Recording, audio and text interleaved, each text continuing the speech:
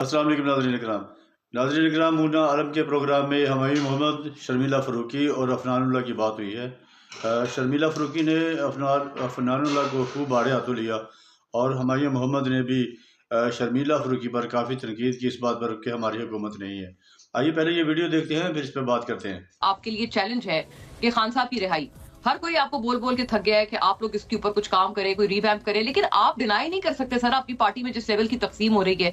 फवाद चौधरी साहब की बात आपने सुनी कि आपके अपने लोग at this point in time लिस्टें बना रहे हैं जी, गद्दार अपेरेंटली, मतलब गद्दार जो है वो रहनुमाओं की, और इसी की वजह से फॉरवर्ड ब्लॉक बन रहा है। आप तो नहीं जा रहे फॉरवर्ड ब्लॉक में।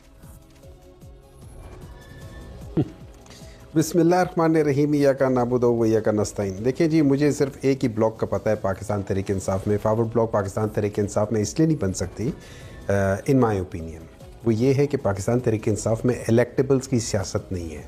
पाकिस्तान जितने भी सेनेटर्स हैं, जितने भी बड़े होते हैं, जितने भी MPs हैं, आज उनको आप फ़ारग कर दें, अगले इलेक्शन से 3 महीने पहले फ़ारग कर दें, और उसके बाद ऐसे लोगों को ले आए जिनको उनके नेबर्स भी ना जानते हो, वो सारे जीत जाएंगे। क्योंकि इनमें से किसी को भी उसके अपने नाम के वोट नहीं पड़ा, सबको पार्टी का मींस इमरान खान का वोट पड़ा है। तो इस चीज़ को आप भूल जाए। और ये दरमियान में जो बोल रहे हैं, कोई इधर उधर बोल रहे हैं, देखिए उनमें 2-3 चीज़ें, बड़े अच्छे अच्छे लोग हैं। अनफॉर्चुनेटली ये जो 9 मई के बाद जो अगवा और इधर उधर करने के बाद जो लोगों को मजबूर करके उनको पार्टी छुड़वाया गया था, और उन्होंने या प्रेस कॉन्फ्रेंस करके छोड़ दिया था, और या घर में मेरे किसी को आप बता दें कि यार तुम्हारे बेटे, तुम्हारी बेटी, तुम्हारी बीवी, तुम्हारी बहन के साथ ये होगा, फलाना होगा, मैं भी वो छोड़ दूंगा, हर एक छोड़ देगा। आप, मैं, अफनान, हम सारे ये कर देंगे, ऐसी कोई बात नहीं है। इस जगह इस हद तक आज तक कभी कोई गया नहीं था।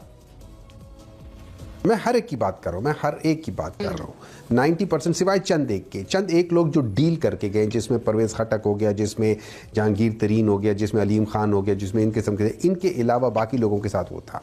तो उनके बारे में इमरान खान ने ये कहा था कि ये अभी नहीं ज्वाइन करेंगे, और जो किसी और पार्टी में चले गए वो बिल्कुल नहीं ज्वाइन करेंगे, बाकी मैं कर लूँगा। तो वो उनका इंतज़ार करते रहेंगे, जब तक वो नहीं आएंगे तो बाकी छोड़ दें।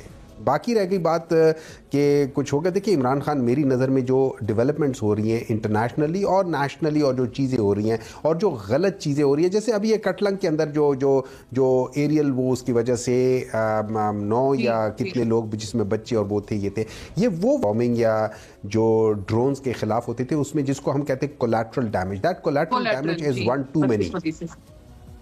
ठीक है, that's 1 to many of the collateral damage. और इसकी बेसिस पे, और ये याद रखें, ये वो चीज़ें होती हैं कि फ़र्ज़ करें मुझे आपने बेगुनाह मार दिया, मेरा बेटा या मेरा घर वाला, कोई मेरा भाई या मेरा बाप जो है ना, वो इसको इतना सीरियस ले सकता है। और ये होते हैं कि वो आपसे दुश्मनी, चाहे वो स्टेट ही क्यों ना है, वो स्टेट से भी दुश्मनी लेने को तैयार हो जाता है। और इस तरीके से हम लोग एक नर्सरी बना देते हैं कि जिसमें हम लोग ये क्या कह सकते हैं, टेररिस्ट को फ़रोग़ देते हैं। वो नर्सरी से वो लोग रिक्रूट हो रहे होते हैं। तो ये चीज़ बहुत गलत है, और मैं ये समझता हूँ कि इसकी एक इंडिपेंडेंट इंक्वायरी होनी चाहिए कि ये क्यों, इसमें ये गलती हुई थी। देखिए वेस्टर्न हम ये कह दिया करते थे, वो अपनी जगह था, हम उसको एक्सेप्ट नहीं कर सकते। अभी आ जाती है थोड़ी सी बात में, ये पानी की बात कर देता हूँ।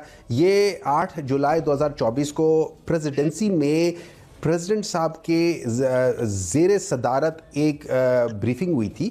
और ये याद रखें, प्रेसिडेंट साहब is not only a president, he runs the Sindh and peoples party में जो चेयरमैन है वो भी आसिफ अली जरदारी साहब के बगैर नॉट के कुछ नहीं कर सकता। और आसिफ अली जरदारी ने कहा था कि हाँ, ये 6 कैनाल्स का मंसूबा था, जिसमें मेरे ख्याल में 4 हुए, 2 का और है, उनको उन्होंने कहा था कि ये होगा। और उसकी वजह ये है, इस पूरे के पीछे अगर आप देखें तो मेरे ख्याल में इस पूरे के पीछे वो जो कॉरपोरेट फार्मिंग है ना, उसका भी शायद हाथ होगा। अब ये सारी चीजें जो करवाई जा रही है इनसे, वो जो हनीफ अब्बासी कह रहे हैं, वो अपनी जगह ठीक कह रहे हैं, क्योंकि इन्होंने जो agreed to get the seats जो इनको दी गई हैं, वरना ये लोग तो सिंध में PTI के तकरीबन 21-22 सीटें थी जो उनसे छीनी गई है, नेशनल में और प्रोविंशियल में शायद उससे भी ज्यादा थी, जो वो छीनी गई है, वो इस बेसिस पे छीनी गई कि भाईजान इस तनख्वाह पे काम करोगे। तो हनीफ अब्बासी को भी पता है उसकी क्या तनख्वाह है, पीपल्स पार्टी को भी पता है उनकी क्या तनख्वाह है।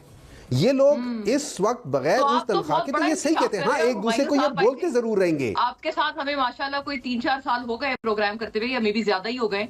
आपने पहली मर्तबा PMLN की के नैरेटिव को, उनकी बात को आपने उसकी दूसराहट की है।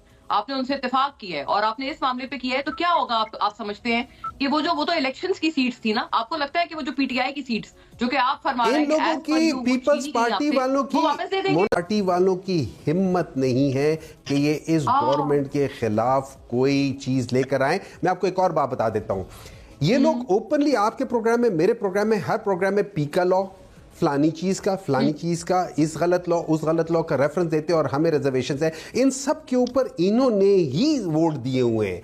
हर गलत काम में ये बराबर के शरीक हैं। इनको उतना देखिए, जितना इनका कद था उतना इनको रोटी मिली है। ये प्रेसिडेंटशिप, ये जो क्या कह सकते हैं, आईनी होते हैं। आपने देखा कि शर्मिला फरूकी पर भी तनकीद हो रही थी और लगता है ऐसे है कि पीपल पार्टी जैसे अब मेहमान रह गई है, मुस्लिम लीग नून के साथ उसका इत्तेहाद ख़त्म होने वाला है। वीडियो आपने देखी, उम्मीद है वीडियो आपको पसंद आई होगी। मिलते हैं किसी नई वीडियो में। अपना बहुत सा ख्याल रखिएगा। अस्सलाम वालेकुम।